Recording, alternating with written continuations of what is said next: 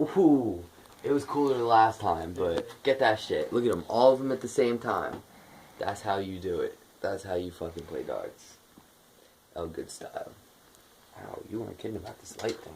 I'm just gonna face this way while I do it. But that shit is intense. But yeah. So what's good with the new album coming out? Right now I'm working on my EP called The Lion. That's gonna be 7 tracks, pretty sure 7. And it's just gonna be me like kind of flexing skills. Like, it's good shot. It's gonna be basically just a bunch of instrumentals that, like, I got one to the Six God instrumental, to the Used To song. I really like Drake's beats lately, so. And it's just a bunch of kind of remixes, kind of like Lil Wayne did and shit. But it's collaborations. I only have a couple that's just me, cause I wanted to kind of show people like compared to other artists, like how I mesh with other artists and shit. Dude, we're just playing normal. I can't be throwing them all at once like that. But yeah. And then after that, I got Food and Shelter coming out, and that's what I'm real hype about. But like, The Lion's cool because it kind of sets you up, because I haven't dropped anything in a little while, so that's going to be like, it's going to set you up for the next thing. And Food and Shelter's, that's like an album. That's my big project. I've been talking about doing Food and Shelter for like 3 years now, and like I did it, I wrote it, like it's been written, but I just never released it.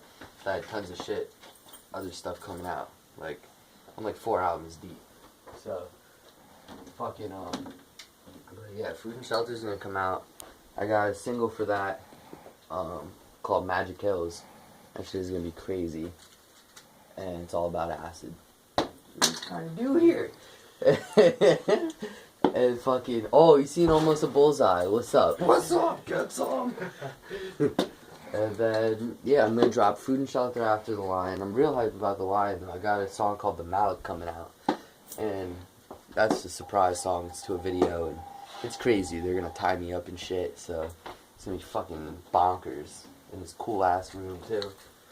And yeah, after that, I just kind of want to drop The Lion EP because I just want to get people used to the way I sound now. Like before, it kind of reminds me of like how I did my last shit, Shits and Giggles.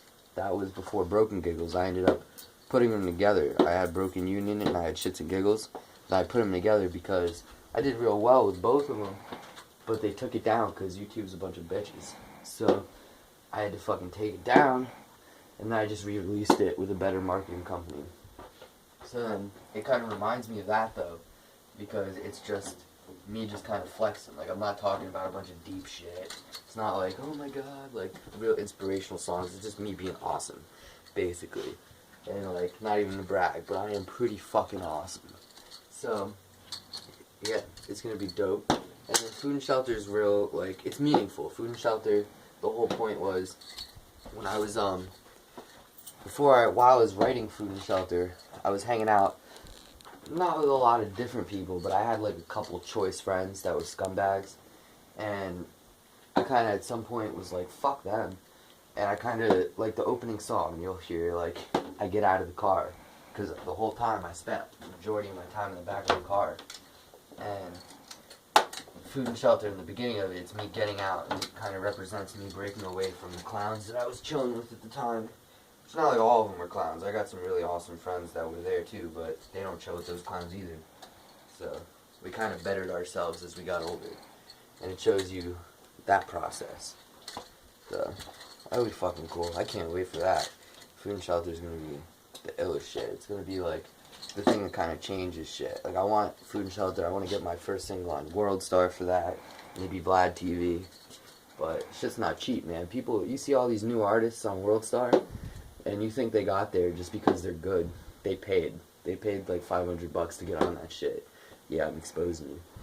So like, that's the real shit though. This is a business. People forget it's not a fucking like fun thing. Like, ooh, let's do this. A lot of people treat it like a hobby, but it's not.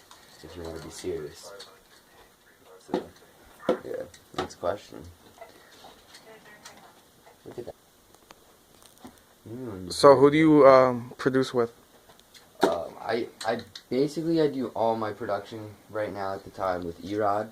He's a local artist. He's a rapper too. He's a beast rapper, but he's also producer. He's like one of the best producers you'll probably hear. Period. He just clicks. Like, I met him through my boy Alec, and after he actually made the introductions. He told me to hit him up, and I did my first single Toke with him, and after that, like, I knew he knew how to produce, and I knew how to rap, and he knows how to rap. I knew it was gonna be a good working relationship and shit, and he's cool people, so like, it's awesome. It's good when you find someone that you can do music with that's not a fucking douchebag, you know. And he's not only a douchebag, he's a cool guy. Like, he's fucking awesome. So it helps. Like, it's a fun environment. And since like we went and shot that video Toke, we went to the hookah lounge. He invited me to his party and shit. And like, when you can party with someone and actually just chill with them, and then also do music, it makes a big difference between someone like that or someone that you just show up, record, leave, and you really don't fuck with that person in reality. Like, you don't want to actually have a conversation with that person, but yeah, his production's great. So like, it makes a big difference. And check out his shit. He's got some shit he's got an EP, or maybe a mixtape, I don't know what he considers it, called The Next Step. And then I forget the title of the last one. It's on my computer. Sorry, Erod, but I forgot the title. You know I do drugs. But it was fucking awesome. It came out a while ago, though, but I'm still going to promote it because that's what I do. But, yeah. Light. So what's up with Set? Fuck Set. Nobody's fucking with his Set, bro. That's what I gotta say. Fuck Set. Set was a single that we were supposed to do. I did a song called with this artist named Ayaz, or AZ. I'm not even gonna, like, his name's Ayaz, bro. He's not a real rapper, so I'm not gonna call him by his stage name. But dude, like, I met him at a party, and shit was cool. Like, everything was great. Like, he seemed like one of those type of people that really had it together and knew what he was doing. And like, usually I'm a good judge of character. Not this time. It was a terrible judge of character. I actually came to the party because he was shooting a video for his... Here's a police kid in the background. He fucking, he was doing a video for his boy, Victor. And I think his name, Mickey Forrest, yeah. And they were doing a video for that song. I forget the name of the song. And I figured, why not? I'm always shooting videos. It'd be cool. You could stand here and shoot, dude. Yeah, you get better aim. It's like, I figured that, why not? I'm always shooting videos. It'd be kind of cool to just be on the receiving end and just watch and party and shit. So I did. I came and they did a cypher and shit, and I jumped in that. And once they knew I rapped, we started talking about music and shit. And Ayaz was the guy filming it, predominantly. And I ended up outside smoking a blunt or some shit, talking to him. And he was telling me about how he does music, and I was like, look, I do music too, and so far from what I'm saying, you guys are pretty talented.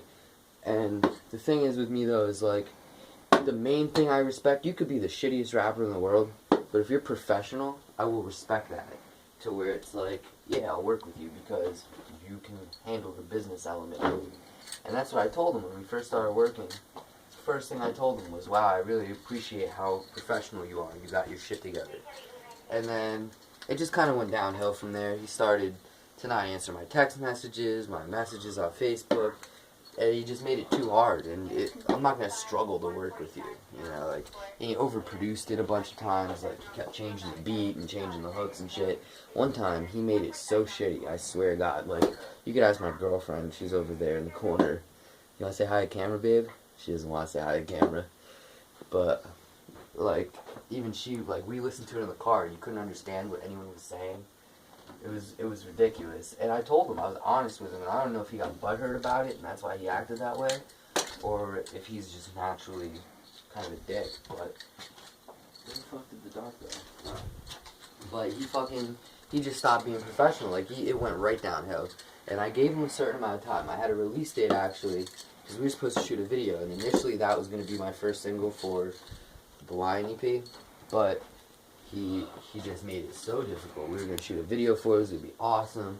I had everything set up, and then he just stopped contacting me back. And after that point, I was like, you know, I set the date for 420 because I like to have something come out on 420, every 420, and he didn't let it happen. He did everything in his power to make it difficult. and he sent me some bootleg link where you couldn't take the link from the song and put it on a normal video, so I could make the video for myself. So basically, he made me, like, my thing is this: I don't write verses just to write them. I'm not writing them because it's a hobby to me. This is what I do. Like, I write music because I rap. I don't just rap because it's like something, oh yeah, I could dabble in. I really rap. I've been rapping since I was fucking like 11 years old. So if I write, I take the time out of my fucking day and I use my bars for a beat that you sent me, and I'm doing it so you can do a song, so you can promote your music. I'm not charging, and I could charge. You should see some of these bootleg ass artists that are charging like $2K, $500 to $2K in that range for artists that have less views than me, and they'll charge you. They'll charge you, and it's fucking pathetic. And I don't do that shit. I just do it for the respect and out of the art, but I expect you to put the shit out. Because if I'm going to do a song with you, I expect you to do a song. I expect you to release it and promote it, and we're going to get shit out, so that way I get views and you get views. And he just fucked it up. So instead I'm releasing a song called The Malik. And yeah, it's going to be fucking nuts. I can't wait. And it's going to be filmed at a secret location. And it's going to be so cool. We got the idea for it. And I'm actually kind of happy it happened, because the song that I'm going to do for this is way better. The Malik is so much more put together, and it doesn't have his shitty rap on it. And it's fucking dope. It's like a good like 3 to 4 minutes of me just fucking going off. Like, as hardcore as you can just bring it, and as fast and lyrical and technical as you can bring it.